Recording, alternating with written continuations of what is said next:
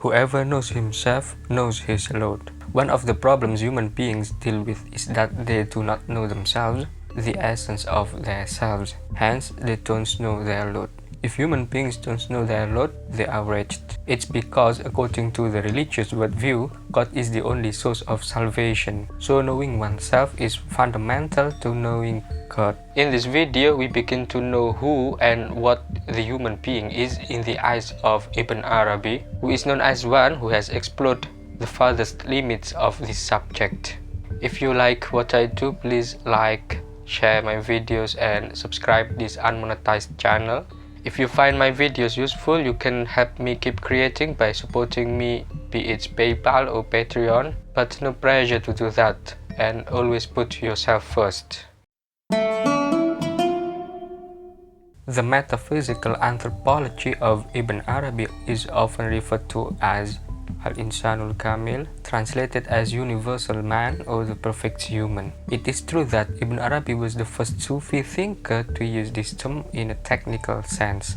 Although the term became common phrase among the followers of Ibn Arabi in later periods and gained great fame with the work of Al-Jili, Al-Insanul Kamil fi Ma'rifatil Awakhir wal Awail, Ibn Arabi himself rarely used this term in his own works. For example, in his most major work, Fususul Hikam, Ibn Arabi only used this term 7 times. When delving into the exploration of the concept of the perfect human, it is crucial to note that Ibn Arabi approaches the term human from 2 distinct perspectives. The first perspective is on the cosmic level, where human is regarded as a cosmic entity.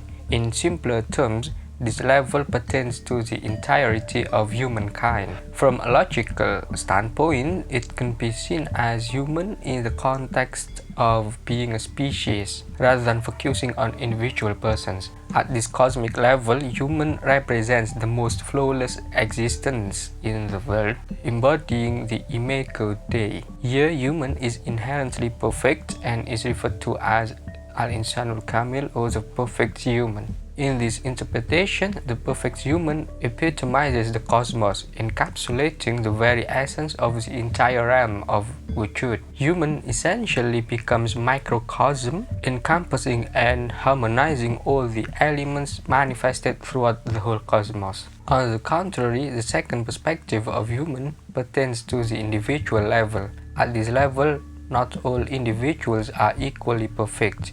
From this standpoint, there exists a range of degrees of perfection among humans. Only a select few truly merit the designation of the perfect human, while the majority of individuals fall short of this ideal. It is essential to bear this fundamental distinction in mind, as neglecting it can easily lead to confusion. The focus of this video will primarily revolve around the perfect human as understood in the first sense. In this context, the term used to describe the concept of human is the comprehensive being, or a being that gathers together. This implies that human is regarded as the microcosm, encapsulating various elements within itself. Quote, Al-Haq, from the perspective of his names, wished to see the essences of his uncountable most beautiful names as they really operate, or if you like, say to see his essence in an all-inclusive being containing all of them and qualified by existence. Through this being, his mystery will be revealed to him. That passage is the beginning of the first chapter of Fususul Hikam. The bezel of wisdom of divinity exists in the essence of Adam. Ibn Arabi initiates by asserting that the divine wish for the creation of the world, specifically human being, didn't originate from that itself, or the divine essence, which is absolutely independent. The divinely creative wish emerged as a result of the inherent inner drive of the divine names or the beautiful names. The divine essence, characterized by absolute independence, does not necessitate any creative activity on its own behalf. It is the divine names that necessitates the existence of the whole cosmos, the created world. Ibn Arabi aims to convey that God had the divine wish to witness himself reflected in the mirror of the created world, desiring to perceive himself through the very forms of his own attributes. Bear in mind that an image in a mirror is not the object itself, but it does represent the object. In this sense, the whole reveals the secrets of Al-Haq. The secret denotes the completely invisible and concealed depths of Wujud and corresponds to the phrase, the hidden treasure, on the level of the divine essence, or that. Quote, because one's self-seeing is not like one's seeing oneself in another, which serves as a mirror for the seer. The first form of seeing involves a being seeing itself in itself. It is evident that Al-Haq has the ability to see himself in this manner. In this context, Al-Haq as the absolute mystery doesn't require a mirror. Al-Haq is inherently all-seeing from eternity, and nothing remains hidden from its inner gaze. However, Al-Haq also possesses an aspect in which it is in essence characterized by attributes. As attributes only manifest when externalized, it becomes necessary for Al-Haq to see himself in the other. Thus, the other is created to enable God to see himself in externalized forms. The initial creation that allows God to see himself within it is the cosmos. Ibn Arabi refers to the cosmos in the specific context as the big human, Al-Insanul Kabir, also known as the macrocosm. The prominent characteristic of the big human is that each existent within it represents a particular aspect or name of God exclusively and distinctly. As a result, the whole entity lacks clear boundaries and a definitive structure, as it consists of a loose collection of certain points. It can be compared to a clouded mirror.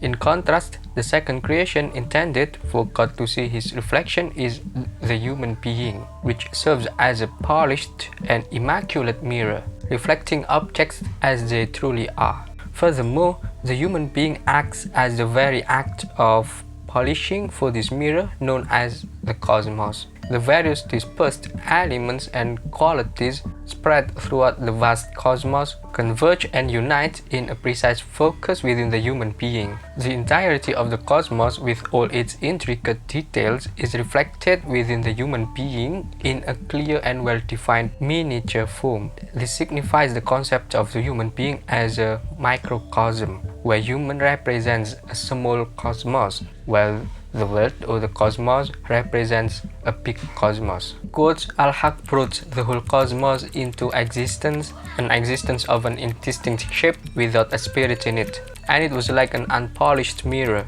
The situation naturally demanded the polishing up of the mirror of the cosmos, and Adam, it as the reality of human being, was created to be the very polishing of that mirror and the very spirit of that form. Before the creation of Adam, who is the reality of human being, the cosmos or the macrocosm already existed. Nevertheless, no single divine name demands an existence that unifies all attributes together, as none of the names possess an essential unity encompassing all attributes within themselves. Consequently, the macrocosm lacks the quality of being a comprehensive locus that manifests all aspects of Wujud in a unified manner. In other words, every entity of macrocosm, apart from Adam, the reality of human being, reflects only a single aspect of Al-Haq. It is not possible to designate any individual worldly entity as perfect human if it is detached from the entirety. For instance, a horse only embodies the attributes of power derived from God's name, Al-Qawi, but not the attributes of knowledge derived from another of God's names, Al-Alim. This notion finds support in a verse from the Quran which declares, "Whatsoever is in the heavens and whatsoever is on the earth glorifies God, and He is the mighty, the wise." Accordingly, Ibn Arabi suggests that each cosmic entity worships its own Lord in accordance with its inherent nature, not the Lord of another entity or the all-encompassing Lord, Rabbul Alamin. Thus, the horse worships the Lord of power, not the Lord of strength, the Lord of lion, for instance. It is only when these entities are brought together in the form of the macrocosm that they constitute the whole, which corresponds to the consciousness inherent in Al-Haq. In this sense, the macrocosm can be considered as one, but since it lacks consciousness, it doesn't possess the real unity. On the other hand, Adam not only synthesizes all the forms of the Tajalli, or the self-manifestation of God, scattered throughout the realm of Wujud, but they are also conscious of this entirety. This unique quality of human being establishes a genuine and comprehensive unity that aligns with the unity of Al-Haq. In this sense, human being is regarded as the imago Dei, the form or the image of God. Due to this distinct characteristic, human beings can serve as the representatives or vicegerents of God on earth. Quote, he said regarding the creation of Adam, who is the model that includes the qualities of the divine presence, that is, the essence, the attributes and acts. This is why the Prophet said concerning the creation of Adam, God created Adam in his image. His image is only the divine presence. In this noble archetype, which is the perfect human being, he brought into existence all the divine names and the realities that are brought forth from him in the macrocosm outside him. God made Adam the spirit of the cosmos and subordinated to him the high and the low things because of his perfect form. Just as everything in the cosmos praises him, so everything in the cosmos is subservient to this human being because of the reality of his form. God said, he made subservient unto you whatsoever is in the heavens and whatsoever is on the earth, altogether. Thus, everything in the world is subject to the human being. The one who knows this is the perfect human being, while the human being who is like an animal doesn't know it. The reason for the perfection and elevated status of the human being, according to Ibn Arabi, is attributed to his microcosmic nature, which is characterized by his comprehensiveness. This comprehensiveness refers to the human's ability to reflect and faithfully realize the all-encompassing nature of the divine. As a microcosm, human being encompasses within himself all the divine names and attributes present in the whole cosmos. In this sense, Al-Haq manifests himself most perfectly in human beings. Thus, human being is referred to as Al-Insanul Kamil because he or she represents the most perfect and comprehensive tajalli of Al-Haq. But it cannot be denied that each of us as a human being is always different. You are unlike and not identical to me and others. It is explained by Ibn Arabi in detail in the metaphor of mirror. Quote, the mirror is a single essence, yet the beholder sees many forms in the mirror, which itself has no comprehensive form, though the mirror affects the forms in one aspect and not in another. It affects the forms through the reflection of different measures, such as smallness, largeness, tallness, and broadness, which go back to the mirror. The changes that take place in mirrors derive from their different measures. A mirror reflects objects, and at times it accurately reflects them in their true form. Nonetheless, frequently an object is reflected in a mirror with some degree of alteration or transformation. Ibn Arabi goes on to argue, quote, the substrate or the plane in which he sees his form may change owing to the shape of this plane. A big thing may appear as a little thing in a little mirror, and a short thing may appear as a long thing in a long mirror, and a resting thing may appear as a moving thing in a moving mirror. A unique plane may cause the reverse form to be seen, or may reflect the exact thing which it faces in such a way that the right side is seen as right from the point of view of the seer. However, in general, the right side appears in the mirror as the left side, but in exceptional cases, the right side appears as the right side. All this applies to the traits of the essence of the plane wherein things appear.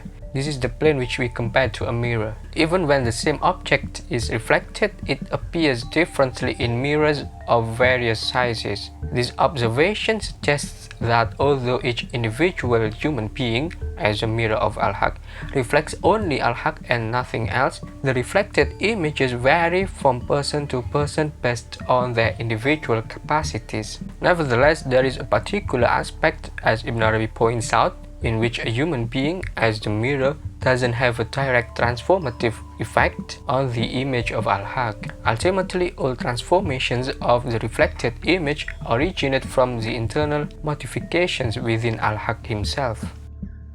Unlike other creatures, human beings have the capability to actualize within themselves the entirety of the divine names in a miniature form. They serve as a remarkable mirror that can reflect the original unity of the divine names as they truly are. However, on an individual basis, humans differ in the level of polishing of the cosmic mirror. Only the highest knowers among humanity possess the ability to reflect Al-Haq on their immaculate surface of consciousness. Hence, each human being is a unique reflection of the divine names and attributes. The diversity among humans arises from the variations in their qualities and characteristics, similar to how objects of different sizes produce varied reflections in a mirror. Therefore, Ibn Arabi acknowledges that while all human beings reflect all of God's comprehensive names and attributes, each individual reflects them in their own distinct and unique way.